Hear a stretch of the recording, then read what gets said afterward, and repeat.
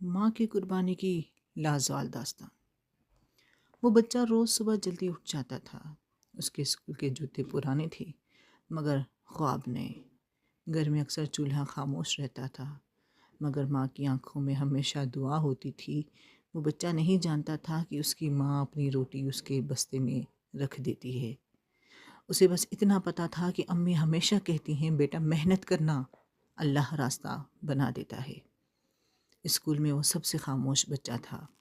نہ ضد، نہ شکایت، نہ سوال، بس کتابوں سے دوستی اور دل میں ایک وعدہ کہ ایک دن استاد نے کلاس میں کہا آج ایک بچے نے سب کو پیچھے چھوڑ دیا ہے۔ وہ بچہ اپنی سیٹ پر کانپتا ہوا کھڑا تھا۔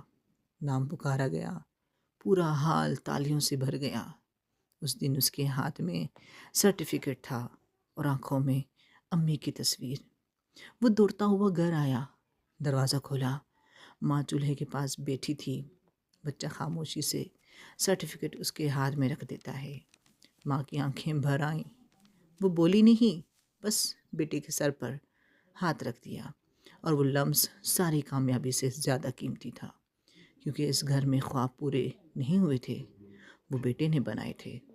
وہ نہیں جانتا تھا کہ اس کی سب سے بڑی جنگ ابھی شروع ہونی ہے۔ کہانی کا پارٹ 2 سننے کے لیے چینل کو سبسکرائب کریں۔ شکریہ۔